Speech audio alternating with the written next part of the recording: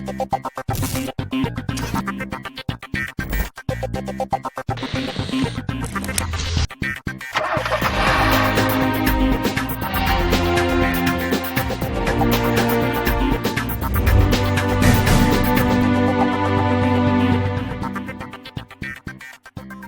and welcome to a brand new episode of CNB Bazaar Buzz. I am your host Ameya Naik, and well, today's episode begins with something from Porsche. It's the new generation of the 911, and yes, we got to drive it on a racetrack, the Buddh International Circuit to be precise, in Delhi. So here it is, our review of the Porsche 911.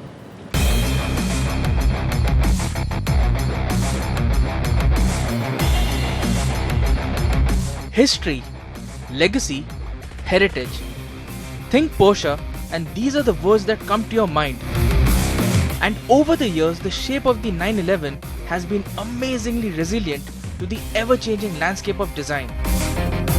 One glance and it evokes all kinds of automotive emotions in you. A Porsche launch in India is a special occasion, and when it is the new generation 911, it becomes even more special. Since 1963, it's built up a reputation as being an everyday sports car. And today, 56 years and 7 generations later, we have with us the 8th generation all-new Porsche 911. It's been finally launched in India, and there are 2 variants. Carrera S is priced at 1 crore 82 lakh rupees, while the Carrera S Cabriolet is priced at 1 crore 99 lakh rupees.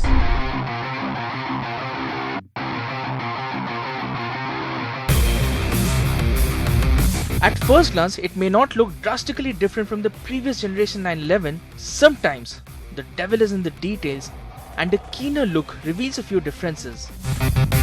All panels of the new generation model are new. The contours on the hood and the shape is also new.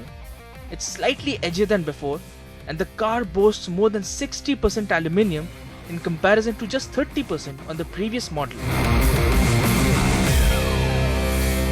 Since 1963, the overall silhouette of the car has remained more or less similar. The flowing graceful lines, the circular headlamps, and that really sharp bumper up front make for an excellent looking car. Of course, these do get a few changes. The car is 45 mm wider up front, and also the haunches at the rear, they are also broader. This means better stability and better cornering. The 911 new generation is built on the MMB platform, which is again all new and makes for much better handling.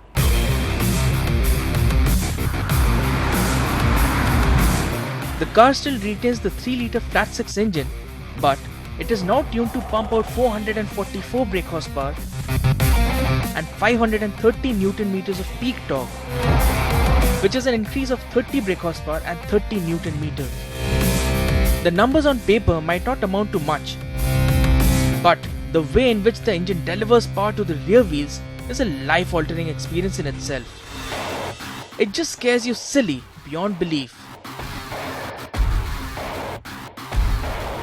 Alright, ladies and gentlemen, I am behind the wheel of a new generation Porsche 911.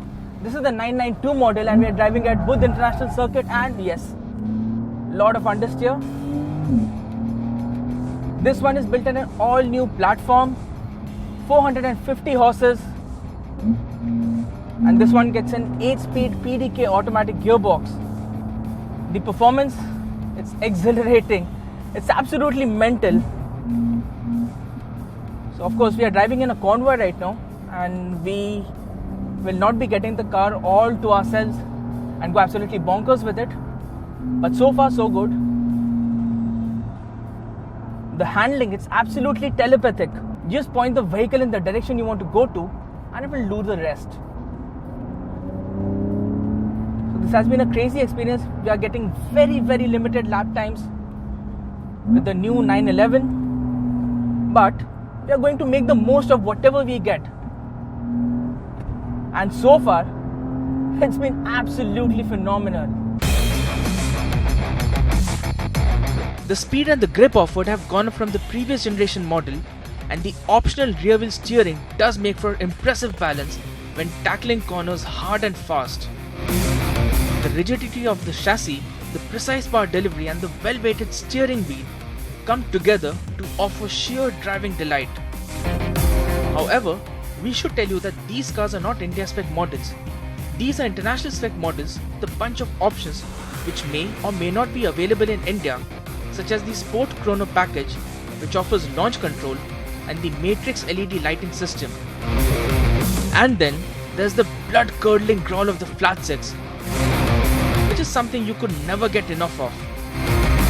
The exhaust note and the intake howl come together to produce a soundtrack which is addictive to say the least. The engine stays the same, but with the addition of bigger twin turbos, bigger intake manifolds and new cooling system with bigger intercoolers, there is a pronounced difference in the way the new 911 makes power and delivers it to the rear wheels. Along with the exterior and performance, the insides too see significant upgrades. The dashboard design is now slightly angular, and the multifunction steering wheel along with the instrument console is new as well. It gets an analog rev counter with digital pods flanking either side. The dashboard also houses a new 10.9-inch high-resolution touchscreen which gets Porsche communication management as standard on both variants. The quality of materials used and the leather feel premium. Although, we aren't big fans of the new gear knob. Few cars have the raw sex appeal that the 911 exudes. It looks fast even when stationary, offers extraordinary performance, bosses the racetrack. We do hope to drive the new 911 on regular city roads to see how well it retains the character of being an everyday sports car. So, should you buy one? If you have pockets deep enough, then maybe you should be heading to your nearest Porsche dealership already. If not, you have already lived the Porsche 911 life vicariously through our review. I'm your host Amir Naik, and yes, as I promised earlier, it's going to be all about two-wheelers in this segment. So let's kickstart things with this bike. It's a Triumph, and they call it the Street Scrambler.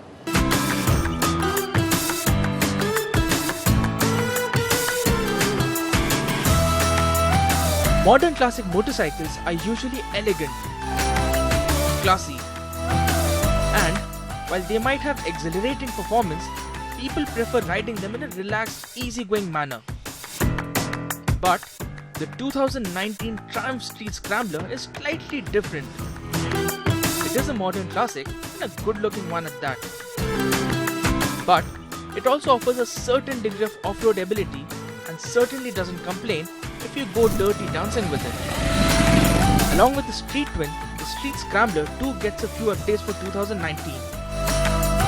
As far as looks are concerned, the Triumph logo on the fuel tank is new, and the instrument console too now feels premium with the Bonneville badge on the upper rim.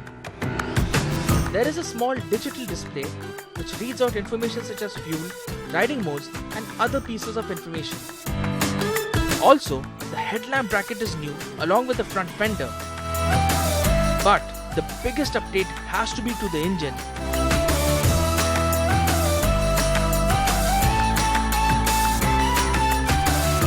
Like the 2019 Street Twin, the new Street Scrambler also makes 64 brake horsepower instead of 54 on the earlier model. The peak torque output stays the same at 80 Newton meters, but it is tuned to be delivered at 3200 RPM, which means there's even more torque in the bottom and mid range, which is a must for any motorcycle calling itself a scrambler. The engine and the power delivery is absolutely smooth and refined, and thanks to a revised ergonomics and flatter and wider handlebars, you can put in more kilometers on this motorcycle. The 900cc parallel twin motor now gets new and lighter parts such as cam covers, dead shafts, crankshafts and balancer shafts, and with a slight retune to the engine, it pumps out 18% more power at 64 horses. The engine retains its smoothness and the motorcycle now feels peppier and more eager when building up speed. And yes, the low end torque also helps when you go off-road. The motorcycle continues to get a bigger 19-inch wheel up front and a 17-inch unit at the rear.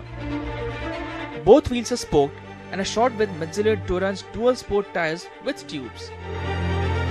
Also, the front suspension consists of cartridge type forks with rubber gaiters and is spaced wider apart, which not just gives a purposeful stance to the motorcycle but also gives a more planted front end feel. The front brake is still a single disc unit but gets Brembo 4-piston calipers for better bite. The ride quality in the new Street Scrambler is supple and it soaks up all the bumps and ruts on off-road trails quite well. The good part is that the road manners of the Street Scrambler are good too.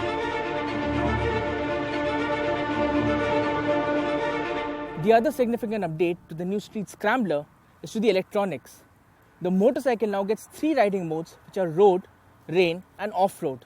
In the off-road riding mode, you can switch off ABS and traction control completely. This isn't a hardcore off-road motorcycle, but if you like hitting up some mild trails, kicking up some dust and looking cool while doing so, this motorcycle does so effortlessly.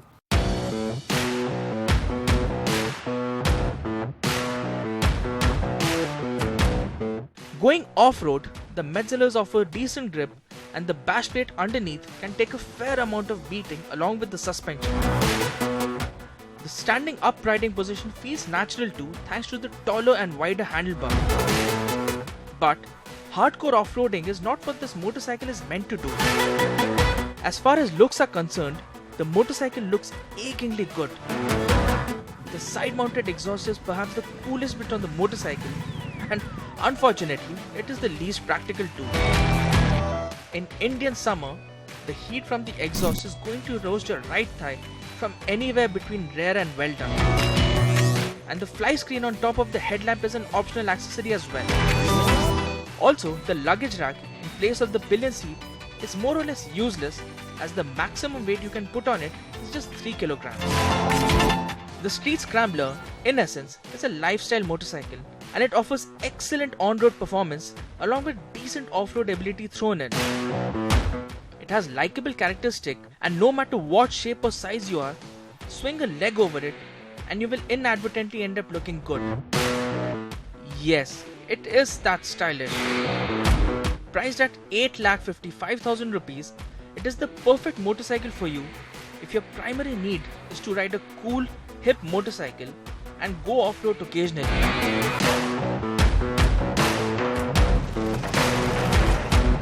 If you thought the Street Scrambler was quite the looker, this next one is going to just sweep you off your feet because it's from BMW. It's the new S1000 RR.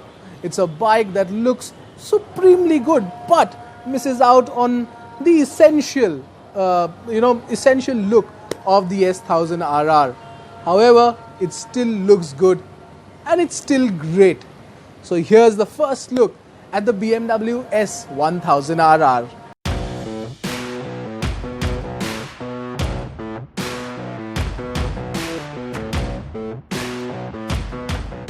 The BMW S1000 RR was always one of the best litre-class sports bike that money could buy.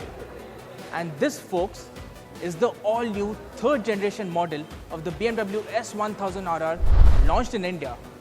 It will be brought to India as a completely built unit and there will be 3 variants which are the S1000 RR Standard, the S1000 RR Pro and the S1000 RR M Pro.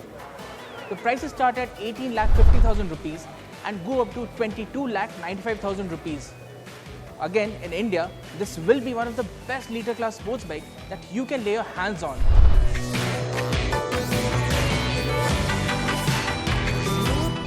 The motorcycle is absolutely all new ground up. New bodywork, new panels, new design language, and even the 999cc inline-4 engine is absolutely new. It makes about 204 brake horsepower and 113 Newton meters of peak torque. The top speed is 299 kilometers per hour, and this baby does the 0 to 100 kilometers per hour sprint in less than 3 seconds.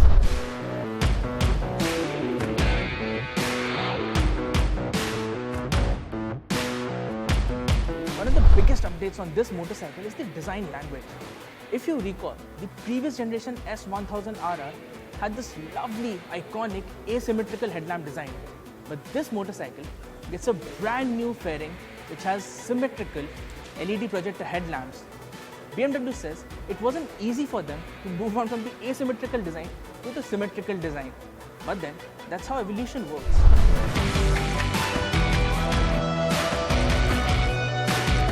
The new generation S1000 RR will go up against the likes of the Suzuki GSX R1000, the Kawasaki Ninja ZX10 RR, and its biggest rival will be the Ducati Panigale V4.